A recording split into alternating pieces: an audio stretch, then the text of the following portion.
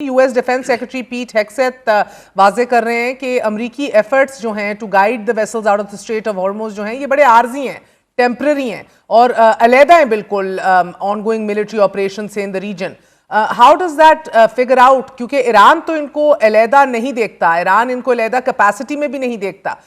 One day after the US military began operations to guide ships in the waterway हमने देखा है कि एकदम क्लेम वर्सेस काउंटर क्लेम्स भी शुरू हो गए हैं. But as of right now जब वो कहते हैं ceasefire is not over, तो फिर भी इतनी बेचैनी क्यों है? बहुत शुक्रिया मेहर, और मैं बिल्कुल आपसे एग्री करूंगी कि जो ये इनकी नैरेटिव की जो वॉर चल रही है उससे हट के जो फील्ड पे जो जंग की सिचुएशन है उसमें दोनों पार्टीज कहीं पे भी हमें नजर नहीं आ रही कि कहीं पे वो रुकेंगी या कहीं पे वो रिस्ट्रेंट की पॉलिसी आएगी, बल्कि जो ऑपरेशन फ्रीडम स्टार्ट किया है इसको आप सेपरेट नहीं कर सकते हैं ओवरऑल ईरान की में जो सिचुएशन है उससे. क्योंकि आप वहां से ऑपरेशन फ्रीडम में आप जो ये मैसिव मिलिट्री इनिशिएटिव है अमेरिका की तरफ से, आप देखिए 15,000 US ट्रूप्स हैं, गाइडेड मिसाइल डिस्ट्रॉयर्स हैं उनके पास, सी एयर एयरक्राफ्ट वो उनके पास मौजूद है, और वो क्या कह रहे हैं कि हम जो है वो वहां से उनको लेकर जाएंगे शिप्स को, लेकिन जरा सी भी गलती जो है वो बहुत सारी चीजों को खराब कर सकती है. तो ये बहुत ही सेंसिटिव इशू है. ऑन द अदर हैंड आप देखें कि ईरान जो है उसकी तरफ से भी हमें स्पेशली जो IRGC का जो 30 डेज का अल्टीमेटम आया है और जिसमें वो ये कह रहे हैं कि आपको rather you go for a bad deal या फिर आप एक इम्पॉसिबल जो मिलिट्री ऑपरेशन है उसकी तरफ जाए, अमेरिका को वो कह रहे हैं. तो वो उनकी तरफ से भी एक बहुत सीरियस अल्टीमेटम है. तो दोनों को देखा जाए तो दोनों कहीं पे भी हमें रुकते हुए नजर नहीं आ रहे हैं, क्योंकि उसकी रीजन ये है कि अब मुझे ऐसा लगता है कि अब जरा ईगो पे भी बात आ रही है और वो चाह रहे हैं कि हम एक वो जो ट्रॉफी है ना विनर एज अ विनर वो लेकर सामने आए. लेकिन बहरहाल जो साइड बाय साइड हमें डिप्लोमेटिक चैनल है वो भी नजर आ रहा है, जैसे अभी अब्बास अरागची का जो विजिट है आज वो चाइना जाएंगे और वहाँ पे अपने काउंटर पार्ट से मिलेंगे. और ये इसमें जहन में रखना जरूरी है कि हम एक्सपेक्ट कर रहे हैं मिड ऑफ मई में प्रेसिडेंट ट्रंप का विजिट भी, तो शायद उससे पहले भी वो बात है डॉक्टर साहिबा कि अब्बास अरागची सदर ट्रंप से पहले जा रहे हैं, उनका दूसरा अहम विजिट है and this is in a series of world leaders जो हमने देखा है कि पिछले 6 महीने से 1 साल में जो चाइना पहुंचे इंक्लूडिंग यूरोपियन नेशंस. मगर ईरान के फॉरेन मिनिस्टर का पहले जाना, चाइना की एक स्टेटेड पोजीशन होना in terms of also as a ally of Iran, how will this pan out? मुझे ऐसा लगता है कि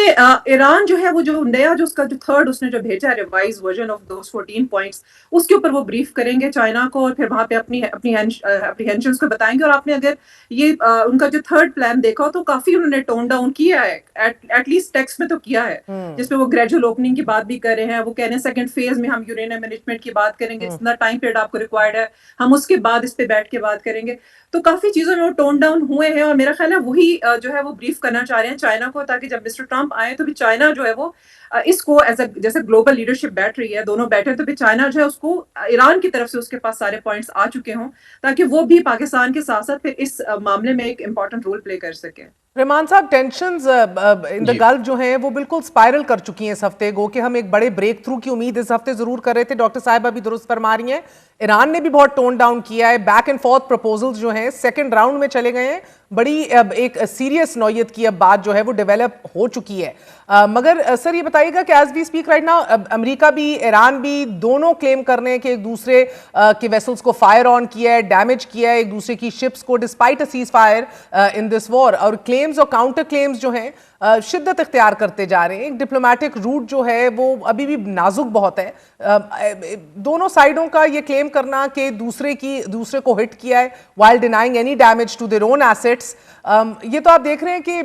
at the end of the day ना सिर्फ पेपर और मुआहिदे की हद तक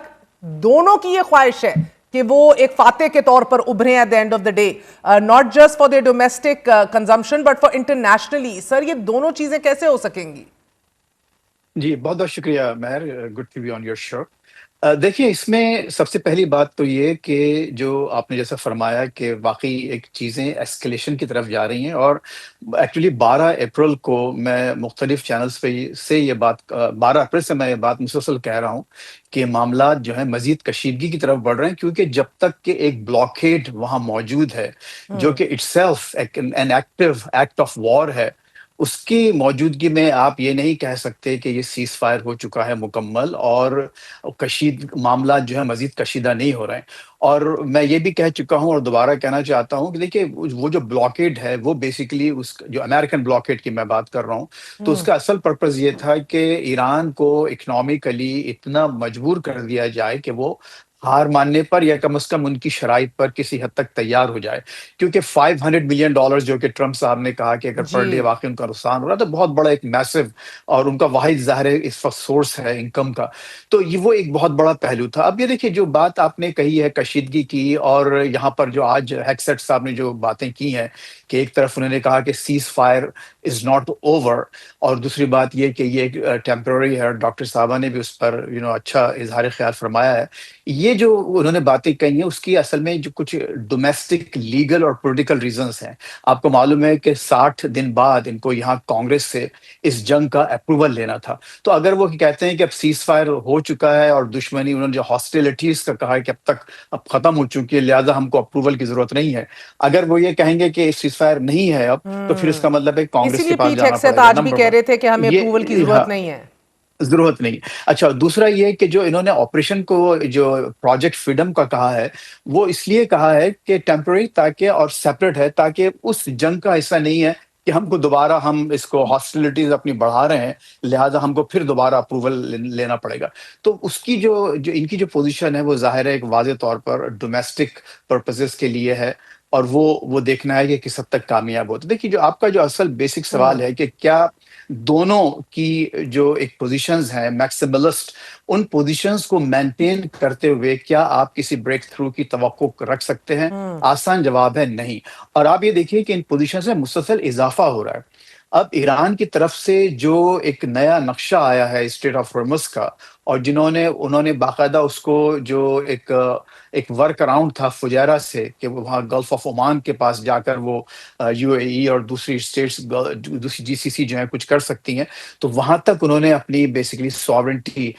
جمانے کی کوشش کی ہے، اور کہا ہے کہ وہاں تک ہم اس کو بلاک کریں گے، اور کر رہے ہیں۔ تو اب اس کی صرف ایک ہی ریزن اور ایک ہی وجہ ہو سکتی ہے کہ معاملات کو وہ اس حد تک بڑھا رہے ہیں کہ ایک تو یہ کہ ہارزنٹل جو ان کی وار اسٹریٹجی، جسے اسیمیٹرک وار اسٹریٹجی کہا جاتا ہے، اس کو مزید ایکسپینڈ کریں، اور دوسری یہ کہ دنیا کا جو معاشی نظام ہے اس کو اتنا مجبور کر دیں کہ دنیا کے دوسرے ممالک کا آگے بالکل بڑھ کر کچھ اس میں شامل ہوں، اور کچھ جو ہاسٹیلٹیز ہیں یا جو اس وقت جو ایکٹیو جو جنگ چل رہی ہے اس کو روکا جائے۔ اچھا، اب اس میں جو ایک اور جو دیکھیے ٹیمپرری جو ہیکسیٹ نے بہت میننگ فل باتیں کی ہیں، کچھ ایکچولی بعض دفعات کچھ اچھی باتیں بھی کر دیتے ہیں وہ، تو ایک بات انہوں نے یہ کہی کہ ٹیمپرری ہے، اور دوسری یہ کہ ہم چاہتے ہیں اس کے بعد ہم اس کو کھولتے ہیں، اور اب آپ آئیے دوسرے ممالک جو کہ اسٹیک ہولڈرز ہیں، جس میں آپ کو معلوم ہے خود Asian countries, south Korea, Japan اور چائنا بھی شامل ہے، ظاہر ہے کہ بھارت، پاکستان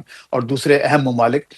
اس کے علاوہ یورپ، تو کیا اس کے بعد اگر یہ تھوڑا بہت بھی ایک ڈیٹرنٹ اسٹیبلش کر لیتے ہیں ایران کے لیے، جیسا کہ ابھی ڈاکٹر صاحب نے فرمایا کہ اتنا میسو آرماڈا آپ کا ویئر ود آل وہ موجود ہے، اگر اس کی موجودگی میں اگر ایران تھوڑا سا ناکام ہوتا ہے اپنے بلاکیٹ کو انفورس کرنے میں، تو ان کے لیے یہ ایک بہت بڑی ٹرافی ہو جائے گی، اور وہ ایران کو مکمل سرنڈر